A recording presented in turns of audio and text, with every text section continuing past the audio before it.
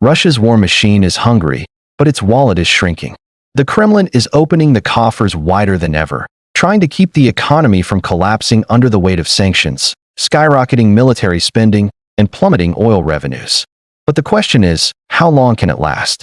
Tonight, we reveal the shocking truth behind Russia's economic struggle and the massive spending spree keeping it afloat. Since the invasion of Ukraine, the Russian economy has been walking a tightrope. Western sanctions, frozen foreign assets, and declining oil and gas revenues have pushed the Kremlin into overdrive. They are now spending more than ever to stabilize everything, from pensions and salaries to key industries and military operations. But is it working? And what happens if the money runs out? Let's break it down. Russia's economy is under massive strain.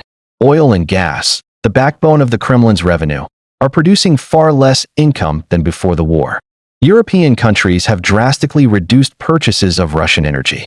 Gas prices in Russia are high domestically, but revenues aren't flowing in like they used to. Inflation is soaring. Consumer goods, from groceries to electronics, have become more expensive.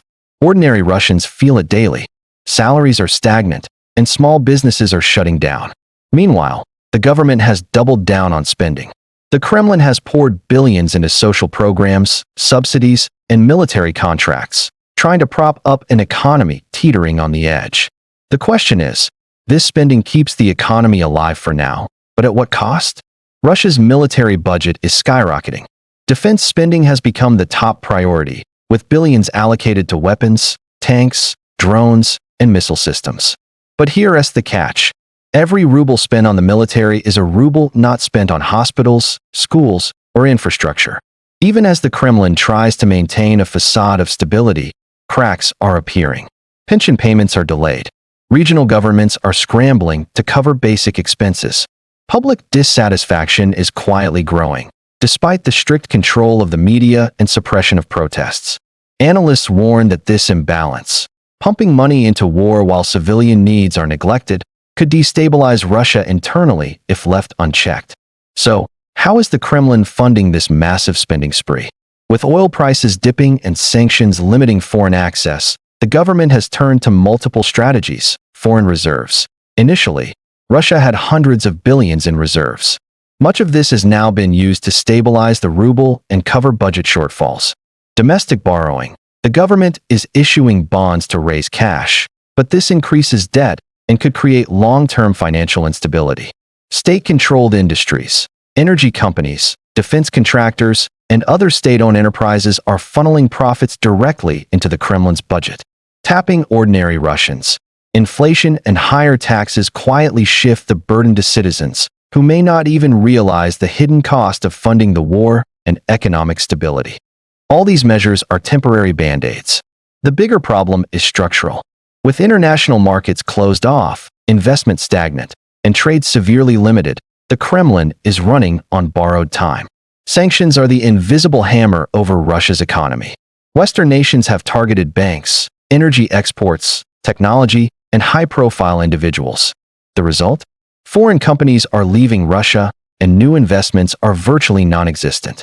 This has forced Russia to rely more heavily on domestic production and alternative markets in Asia and the Middle East. But these deals often come with compromises, lower profits, less favorable trade terms, and continued economic isolation from the global system. Sanctions also hit ordinary Russians. Imported goods are scarce, electronics are outdated, and the cost of living continues to rise. And despite the Kremlin's propaganda, these economic pressures are starting to affect public sentiment. Energy has always been Russia's lifeline. But now, the paradox is clear. The Kremlin needs energy revenue more than ever, yet access to its most profitable markets is shrinking. Europe, historically Russia's top buyer, has drastically reduced dependence on Russian oil and gas. Asia can't fully compensate for the lost revenue. This forces Russia to sell energy at discounted rates or risk unsold reserves. The short-term solution, selling to less profitable markets, is keeping the economy afloat for now. But the long-term picture is grim. Energy alone cannot sustain massive government spending indefinitely. While the Kremlin is spending billions to stabilize the economy, it is also investing heavily in information control and propaganda. The goal? To maintain a perception of stability and loyalty. State media floods the public with narratives of resilience, patriotism, and defiance against the West. But this comes at a cost.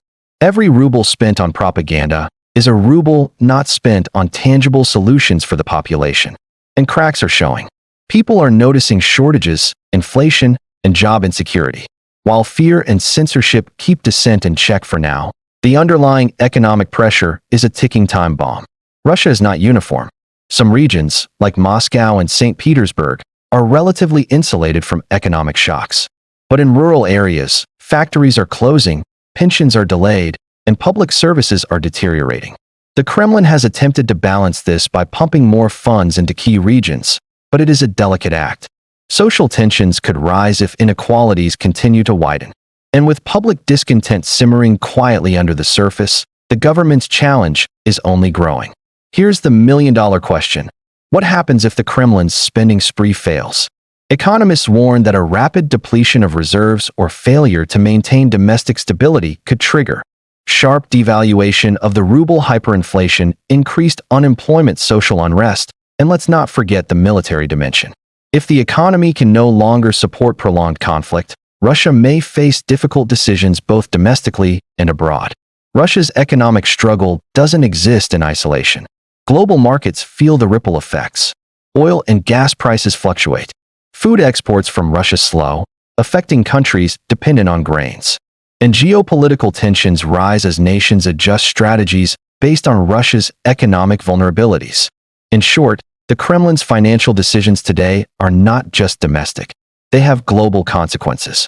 The Kremlin is spending more than ever to keep Russia's economy afloat, but it's a temporary lifeline stretched to the limit.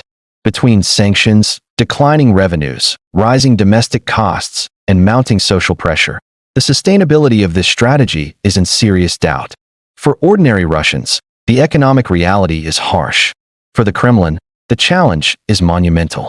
And for the rest of the world, these developments are a reminder that the fate of Russia's economy is far from certain, and that uncertainty has consequences for everyone. The question remains, how long can the Kremlin keep spending to keep Russia alive? And when the bills come due, who will pay the price? Stay tuned, because the next chapter in Russia's economic saga is unfolding right now. If you want to understand global power, war, and money like never before, hit that subscribe button, turn on notifications, and join us as we break down the world's biggest stories in real time.